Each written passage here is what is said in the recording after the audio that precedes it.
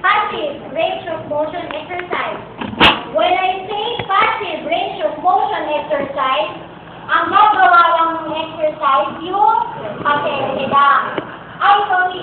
Ang gagawa lang yung caregiver lang. Kayo lang ang gagawa ng exercise. When I say active range of motion exercise, ang gagawa lang ng ROM is the patient. When I say active assistive, both the patient and the caregiver. Bakit? Nag-exercise ang pasyente, pero pwedeng weak o mahina ang kanyang muscle. So, ang gagawin mo as a caregiver, i-assist mo siya para ma-attain niya ang full range of motion. Okay? Kasi, example, shoulder abduction, normal value niya is 90 degrees. This is 90 degrees, right? Okay, minsan, nag-aaraway mo pasyente hanggang ganyan lang ang kaya niya. So, ang gagawin mo as a caregiver, i-adjust mo hanggang ma-attain mo yung 90 degrees. So, this is active, assistive, range of motion exercise. Okay. Malinaw na. Okay. Sabi ko, ano yung indication o ano yung goal? Bakit kailangan mag-range of motion exercise? Number 1, maintain soft tissue and joint integrity. Kasi if your patient, ang pasyente mo may sakit, paralytic diseases. Ano ang mga paralytic diseases? So, when I say paralytic diseases, yung mga muscles ng pasyente nyo paralyzed. Your patient cannot move. Okay? Ano example ng paralytic diseases? Stroke. Stroke. Na-stroke ang pasyente nyo, hemiplegic siya. Half of his body paralyzed. GBS. Paralyzed ang lower extremity. ALS. Starts with the paralysis of the lower extremity pataas. Those are example of paralytic diseases. Now, sabi, pagka ang pasyente mo, hindi maka-move, paralyzed yan, you still have to exercise yung mga joints niya. Bakit? Para yung joints niya, hindi man niya kayang igalaw na sarili niya, ikaw ang maggagalaw para kung ano yung tamang movement ng joint, nagagawa ka rin. Malinaw tayo doon. When you say soft tissue integrity, soft tissues are the cartilage, the ligaments, and the tendon. Pagka hindi ginagamit yan, naninigas. So, ang gagawin mo, ang pasyente mo hindi niya kayang kumilos mag-isa. I-ROM mo siya para yung function ng tendons and ng ligaments nagagawa ka. Okay?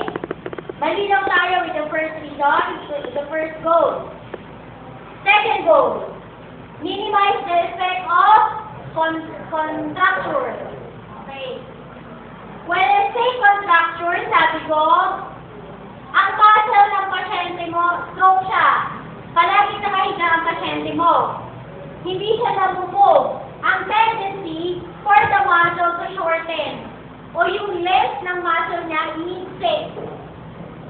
Pagka umiksik, ang isang muscle, ang gagawin niya, hahatakin niya yung joint. So, ano, example, yung biceps ko, umiksik. Biceps, umiksik. Anong joint ang pinakamalapit sa kanya? Sa baba, elbow. Ano ang itsura ng elbow joint ko? Naka-flex o naka-baluktot. Kasi nga, bakit? Contracted na yung muscle ko dito. Maliit na, lumiit na yung length ng muscle ko.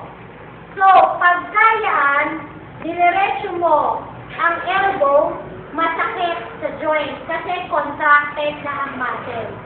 Nanigas ng muscle, lumiit, pati yung length o yung haba ng muscle, lumiit. Okay? So, mag-ROM kayo para yung muscle humaba ulit. O parang sabihin natin, in layman's term, o sa naiintindihan nyo, bumaba, mas stretch ang muscle, lumambot ang muscle, para hindi na siya naninigas na mga endurance niya, nakaganyan na lang. Okay? O yung mga paa niya, nakaganyan na lang, nakabaluktot na lang. Pag dinediretso mo, masakit. Okay. That's the second goal. Malinaw na? Third goal. Assist circulation. Sabi ko sa inyo, pagka ang pasyente nyo nakahiga na lang, wala siyang movement, yung blood flow sa buong katawan niya, hindi maganda. Kasi hindi siya gumagalaw. So, ano ang gagawin mo? You have to exercise your patient para blood flow niya maganda. Tumakbo para tumakbo ang dugo niya. Sa kanyang mga ugat para tumakbo. I-exercise mo. Okay. That's the third goal. Fourth goal. Okay. Help maintain the patient's awareness of the movement. Kapag if your patient is experiencing paralysis or hemiparesis, very common example is stroke. Meron silang tinatawag na hemi-neglect. Pag sinabi yung hemi-neglect, ganito po yun.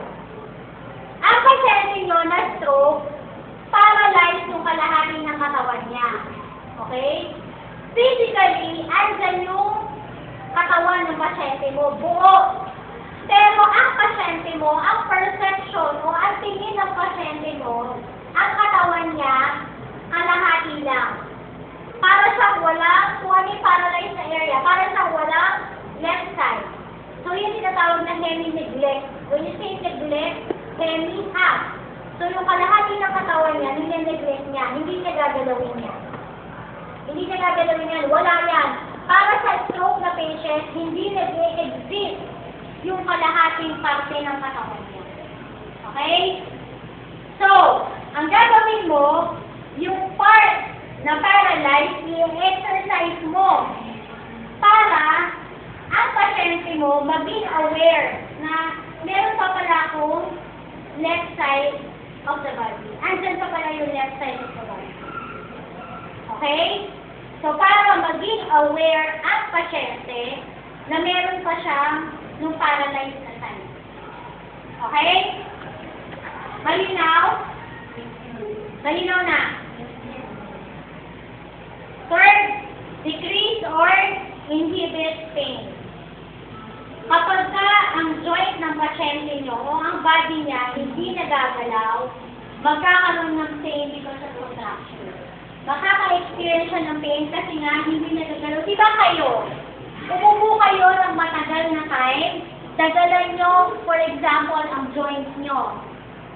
Pag tayo nyo, nakaka-experience kayo ng pain, di ba? Masakit. Bukod sa nangangalay, masakit yung joint. Mag-squat kayo ng matagal. Ano nararamdaman yung pagtayo nyo? Masakit ang joint. So, ganun din.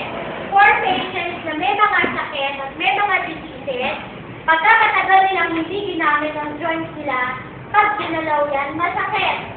So, ano kailangan mong gawin? Every day, you have to perform range of motion exercise para yung joint dun sa area na hindi ginagamit, ma-lessen or mag-decrease. Okay? Malinaw na. Malinaw na mga goals. Okay, now. In performing